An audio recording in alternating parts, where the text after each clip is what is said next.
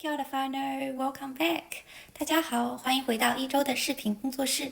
那今天呢，我想跟大家一起聊一聊在毛利语当中如何说再见。在上一期的视频中呢，我们有讲过如何打招呼，大家还记得吗？那在上期的视频当中呢，我们有讲过 Kia ora 不仅可以用在和对方见面打招呼的时候，那同时呢，也可以用在和别人分开说再见的时候。那除了 Kia ora，我们还有什么其他的方式可以道别说再见呢？看过我前2期视频的小伙伴可能也有关注到，在我视频的结尾呢，都会跟大家讲 Ka kite ano。那在这里 Ka kite ano 的意思就是再见、下次见的意思。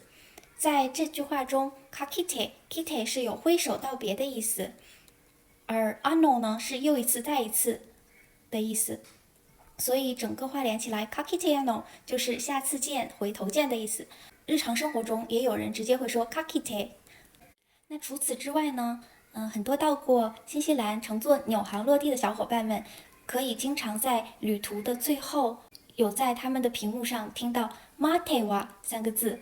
Matewa 呢，它的意思就是 See you next time， 下次见。除此之外呢，还有2个词叫 Haerera 和 Enohora。这2个词呢，是在不同语境下使用的。比如说，当我们与他人再见，一方可能是在家里留下来，并不会离开；另一方是来拜访者，他们要从我们的住处或者是家里离开。